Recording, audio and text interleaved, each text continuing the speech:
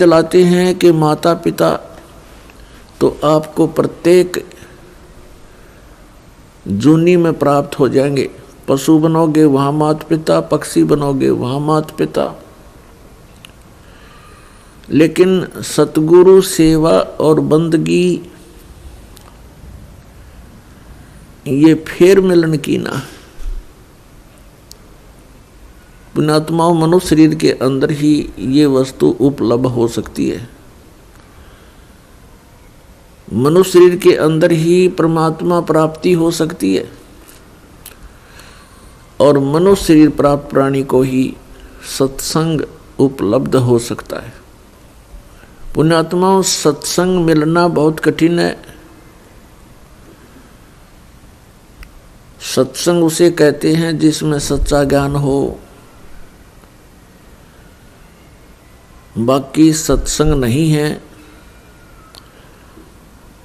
जिनके ज्ञान ऐसे बच्चों जैसे हैं तो क्या वो संत सत्संग करते हैं? जो अभी तक परमात्मा को निराकार बताया करते थे, क्या वो सत्संग करते हैं? वो झूठ बोला करते थे।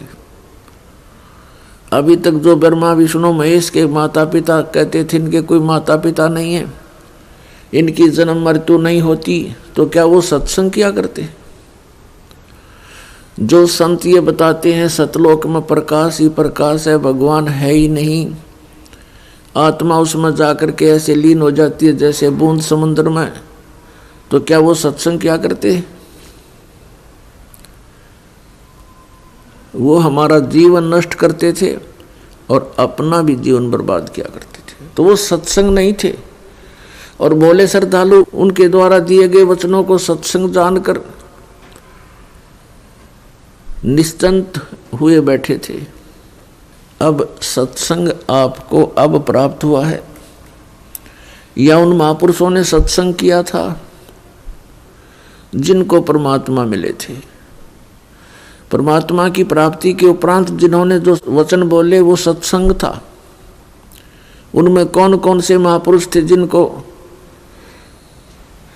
परमेश्वर प्राप्ति हुई? जो दास के नॉलेज में है उनमें से चंद महापुरुषों के नाम इस प्रकार हैं। आदरणीय धर्मदास साहिब जी, आदरणीय मुल्कदास साहिब जी, आदरणीय नानक साहिब जी, आदरणीय दादू साहिब जी, आदरणीय गरीबदास साहिब जी, गांव छुडानी, जिला दज्जर, हरियाणा वाले, आदरणीय गीसादास साहिब जी, गांव खेखड़ा, जिला मेरठ, उत्तर प्रदेश वाले। इन महापुरुषों ने जो परमात्मा प्राप्ति के बाद जो वचन बोले वो सत्संग था, और इनके अतिरिक्त जो वचन इन महापुरुषों की वाणी से मेल नहीं खाते वो सत्संग नहीं है। अब इन महापुरुषों ने क्या बताया है? अनंत कोट ब्रह्मांड का एक रति नहीं भारे, सतगुरु पुरुष कबीरे हैं ये कुल के सिरजनहारे। ना सतगुरु जननी जने उनके माने बापे, पिंड ब्रह्मंड से रहित हैं नावा तीनों तापे। परमात्मा स्वयं भी आकर के क्या बताते हैं कि चारों युग में संत पुकारे, कूक कहा हम हेल रे, हीरे माणिक मोती बरसे ये जग चुगता ढेल रे। पुण्यात्माओं, परमात्मा के गुणों में, परमात्मा की लीला में जो सदग्रंथों में वर्णित है, स्पष्ट किया हुआ है कि वो परमात्मा ऊपर सतलोक में रहता, सचखंड में। संत भाषा में उसको सचखंड कहते हैं और वेद भाषा में उसको रतधाम बोलते हैं। रतधाम मीन सतधाम, सतलोक कहो, सतधाम कहो। संत भाषा में परमात्मा की उपाधि सतपुरुष, अकाल मूर्त, शब्द स्वरूपी राम, आदि से कहा जाता है। वेदों और गीता में उसको परम अक्षर ब्रह्म कहा है, सच्चिदानंद घन ब्रह्म कहा है, दिव्य परम पुरुष कहा है। वो परमात्मा हम सब के पिता है। हम अपनी गलती से काल के जाल में फंस गए हैं। वो दयालु हमारे लिए फिर भी भटक रहे हैं। पुण्यात्माओं, अब समय आ गया है, बहुत सतर्क होना पड़ेगा आपको। असंख्य जन्म हो गए आपको इस काल के लोक में कष्ट पर कष्ट उठाते हैं। उसके विषय में बताते हैं, कोटि जन्म तो भरमत हो गए, कुछ ना हाथ लगा रे। और कुकर सुकर खरबा बोरे, कौआ हंस बुगारे। कोटि जन्म तू राजा की, न मिटी न मन की आशा। भिक्षुक ओ कह दर दर घूम लिया, ये मिला न निर्गुण रासा। इंद्र कुबेर ईश की पदवी, ब्रह्मा वर्ण धर्मराया। विष्णु नाथ के पुर को जाके तू फिर भी वापस आया। असंग जन्म तन मरत्या हो गए, जीवित क्यों ना मरे रे।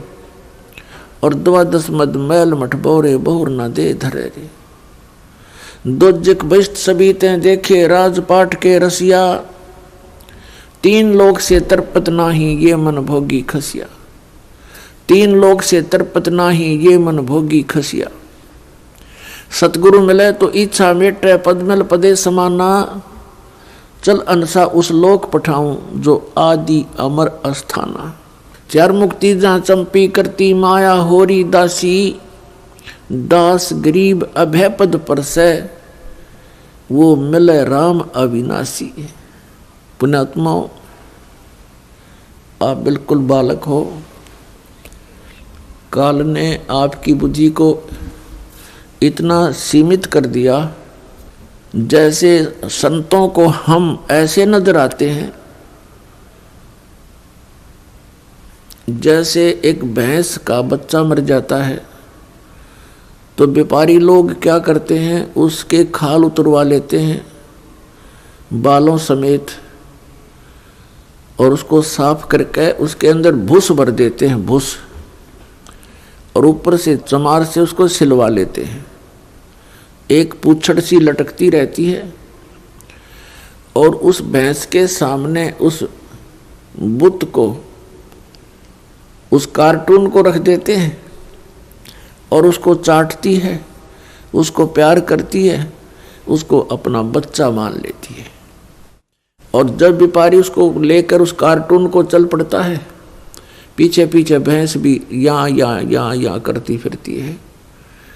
अब उसकी बुद्धि इतनी काम नहीं कर रही कि इसमें भूस भर रखा, चाम लपेट रखा, ये तेरा बच्चा नहीं है। तो उन महापुरुषों ने जिनको परमात्मा मिले और सचखंड के दर्शन हुए, उन्होंने हम ऐसे नजर आते हैं कि इस हार्ड मांस इसके अंदर भर के ऊपर चाम लपेट दिया और ये बता दिया ये तेरा बेटा या तेरी बेटी, इस तरह तुम्हारा परिवार बना दिया। पुण्यात्माओं, आप जी ने थोड़ा विवेक करना पड़ेगा। कितनी बार संतों ने हमें कोशिश की है समझाने की, लेकिन हम इन काल के दूतों से प्रेरित होकर के भगवान के मार्ग को त्याग कर कुमार्ग स्वीकार कर लेते रहे, जिस कारण से हमारी बुद्धि विकसित नहीं हो पाई। वो परमात्मा हमारे लिए कितना कष्ट उठा रहे हैं, वो हमें बताने की चेष्टा कर रहे हैं कि सतलोक में चलो, वहां तुम्हें सुंदर शरीर मिलेगा, उसके अंदर ये नाड़ी तंत्र नहीं होगा, 5 तत्वों से बना हुआ नहीं होगा, उसमें ना कोई रोग कोड होगा, उसमें बीपी हाई लो नहीं होगा, उसमें कभी वृद्धावस्था प्राप्त नहीं होगी। वहाँ सचखंड के अंदर आप की ऐसी सृष्टि होगी, ऐसा ही परिवार होगा जैसा यहाँ पर है, और वहाँ कोई काम नहीं। अपने आत्माओं, आपकी संतान हुई, आपने मकान बनाए, उन बच्चों के लिए सारी सुविधाएं की और करते ही रहते हो। अब ये नहीं पता पिता की मृत्यु हो जाए, पता नहीं माँ की मृत्यु हो जाती है, और पता नहीं बेटा मर जा बेटी मर जा। तो हम जिस व्यवस्था में सारा जीवन बर्बाद कर चुके, उसका हमें क्या लाभ हुआ? लेकिन हम सोचें क्या इसका विकल्प नहीं? हम देखते उसके साथ भी ऐसी घटना होगी, उसके साथ भी होगी, कोई बात नहीं, तो होती रहती है। अब परमात्मा ने इसका विकल्प बता दिया, इसका अल्टरनेट बता दिया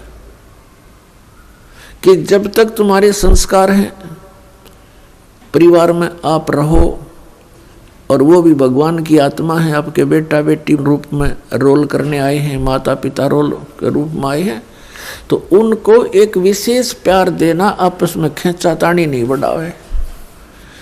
इस दृष्टिकोण से कि हम उस पिता के बच्चे हैं, अगर हम इनको किसी को एक दूसरे को दुखी करेंगे तो परमात्मा नाराज हो जाएगा, क्योंकि हम पहले गणे दुखी यहाँ पर। फिर हम एक दूसरे को सतावें, कोई वचन से जख्म करें, किसी को और कोई हानि पहुंचावें, तो हम तो कौवे हो गए, कौवे, मनुष्य नहीं रहे। जैसे कौवा जख्म के ऊपर चोंच मार कर खून निकाल लेता है, हमने हंस बनना है, तो हम सतलोक चलेंगे। वो परमात्मा हमारे पीछे फिर रहा है। जो जन मेरी शरण है, ताका हूँ मैं दासे,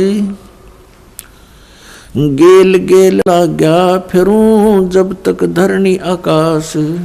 परमात्मा कहते हैं कि जो मेरी शरण में एक बार किसी भी युग में आ गया, तो मैं उसके पीछे पीछे फिरता रहता हूँ और उसको पार करने की चेष्टा करता हूँ। क्या बताते हैं?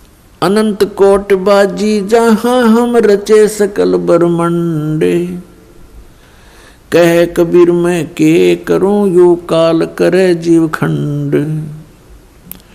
कबीर साहब बताते हैं कि मैं इतना समर्थ हूँ, ये सभी ब्रह्मांड मैंने रचे,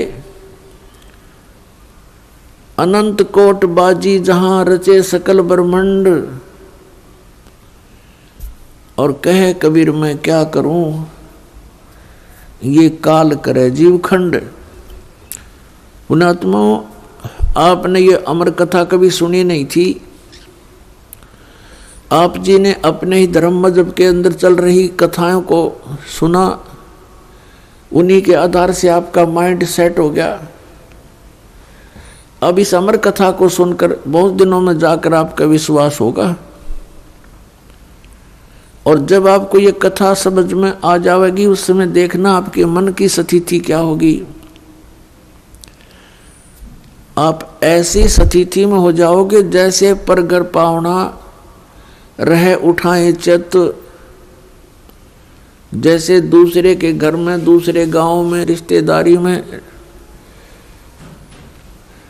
कोई प्राहुणा चला जाता है, मेहमान रूप में जाता है, वो वहाँ रहता अवश्य है, लेकिन उसको पता है कि मैंने वापस जाना है, और उसको अपने घर की रह रहकर याद भी सताती रहती है।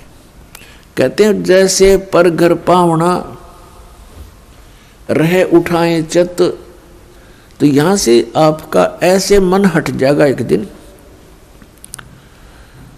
और फिर उस सतलोक में आपका अगला कदम सतलोक में होगा। अब परमात्मा ने हमें आकर बताया कि जब सबसे पहले मैं यहाँ आपके दुखों को देखकर इसमें प्रवेश किया काल के लोक में, तो इस काल ने मेरा रास्ता रोकने की चेष्टा की, क्योंकि परमात्मा बताते मैं जोगजीत के रूप में था। जोगजीत वहाँ एक पुत्र है परमात्मा का, जो सर्वप्रथम 16 उत्पन्न किए थे उनमें से एक है। जोगजीत जानकर मेरे साथ इसने बहुत अड़ंगा अड़ाने की चेष्टा की, लेकिन मेरी शक्ति के सामने ये हताश हो गया। फिर चरण पकड़ लिए, रोने लगा, हाहाकार मचा दी। जब मैंने इसको कारण बताया कि मैं किस उद्देश्य से आया हूँ,